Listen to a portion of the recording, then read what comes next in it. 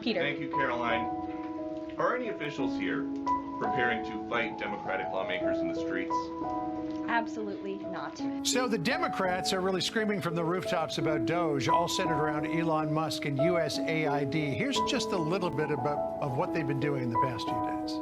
It's unacceptable, the comments that have been made by these Democrat leaders, and frankly, they don't even know what they're talking about.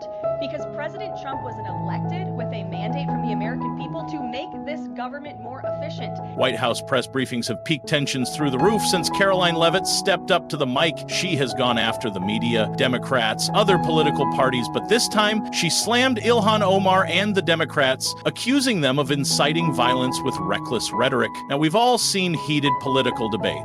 But this one is different. Why? Because you can see the frustration on Caroline's face. The assertive, collected, fierce press secretary of the White House finally lost it on live air. The debate started between Caroline Leavitt and Peter Doocy, a Fox News correspondent. Peter argued that were there any officials here preparing to fight Democratic lawmakers in the streets, Leavitt wasted no time in turning that down. Absolutely not, she said. Peter specifically called out statements from Democrat lawmakers that, let's be real, would have had the media in a full-blown meltdown if they came from a Republican. We are at war. We might actually see somebody get killed. We have to fight this in Congress. We have to fight this in the streets. These were the statements from the Congresswoman L. Monica MacGyver, Ilhan Omar, Chris Van Holland. And may I just point out, if you heard that type of violent, enticing rhetoric from our side of the aisle, from Republican leaders on Capitol Hill, I think there would be a lot more outrage in this room today. But Caroline turned it around. Excuse me, what? Fight in the streets? Can you even imagine the chaos if a Republican said that? She straight up called out Democrats for what she saw as blatant incitement, saying for Democrat officials to incite violence and encourage Americans to take to the streets is incredibly alarming, and they should be held accountable for that rhetoric. Now, pause for a second. Accountable? We both know if the roles were reversed, there'd already be headlines screaming about dangerous Republican extremism and around-the-clock media frenzy. She basically said, hey, if someone from our side even hinted at this kind of language, you'd all be losing your minds right now. And she's not wrong. The media loves to go nuclear over Republican statements while conveniently brushing aside actual inflammatory remarks from the left. 86% of people would like to see all foreign assistance programs suspended, which is leading a lot of people to say that the Democrats have picked a very weird hill to die on.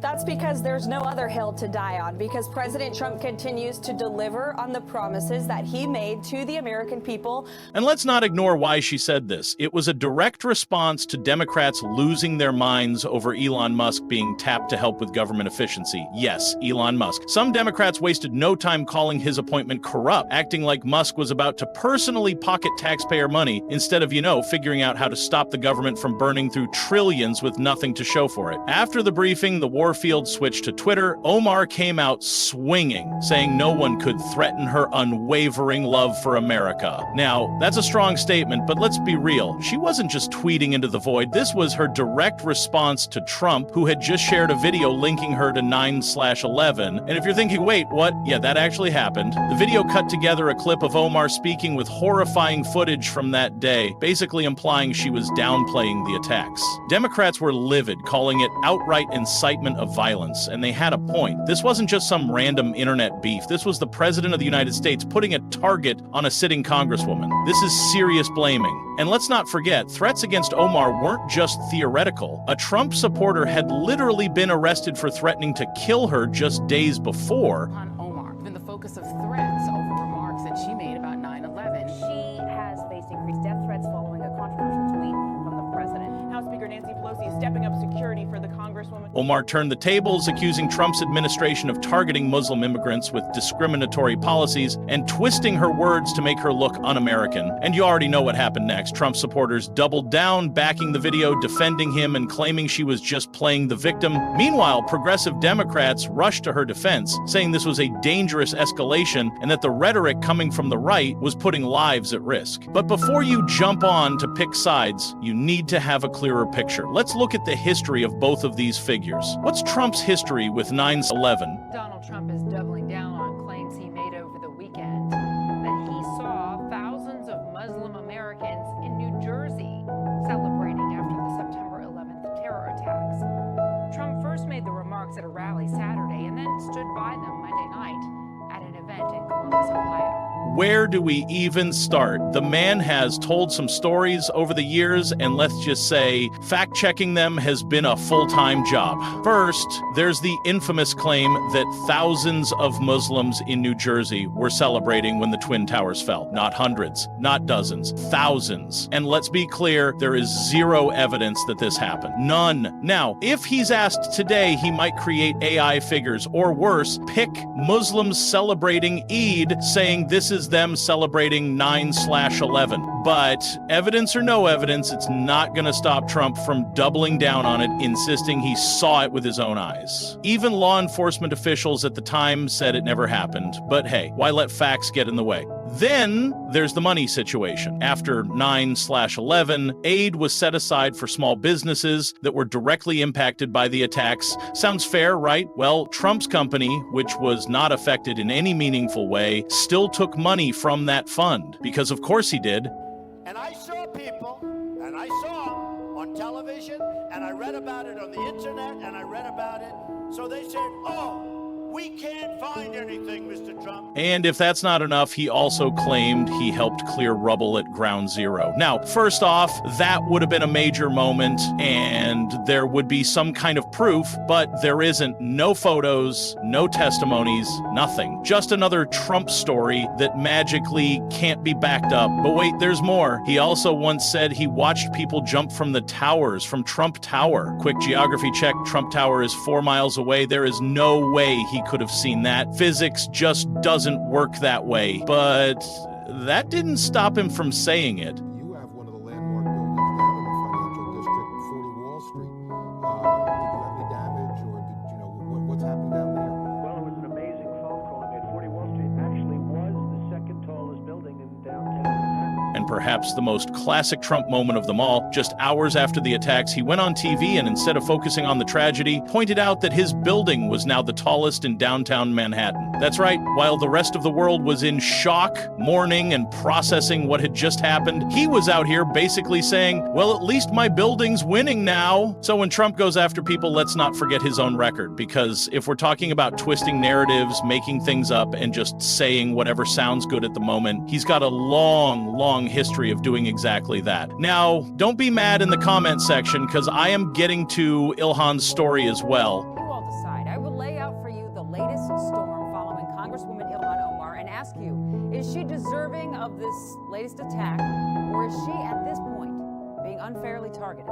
Ilhan Omar is no stranger to controversy or Republican outrage. She's one of the most outspoken progressive voices in Congress, which naturally makes her a frequent target for the right. And now, once again, she's in the middle of a firestorm. Omar has had her share of backlash over the years, especially when it comes to U.S.-Israel relations. Back in 2019, she suggested that money from lobby groups influenced American policy, which sparked immediate outrage. She ended up apologizing, but that didn't stop Republicans from using it as ammo against her ever since. And let's be honest, Trump, Dan Crenshaw, and Ronna McDaniel have made a sport out of attacking her. But here's where things get especially serious. Omar has received actual violent threats from Trump supporters, including one man who was charged with threatening to kill her. This isn't just political mudslinging, it's life and death. And yet, when Trump posted that infamous video linking her to 9/11, Nancy Pelosi's response? Lukewarm at best. She criticized the use of 9/11 imagery, but didn't fully defend Omar. It was the kind of response that made it clear Democrats didn't want to rock the boat too much. It was founded after 9/11 because they recognized that some people did something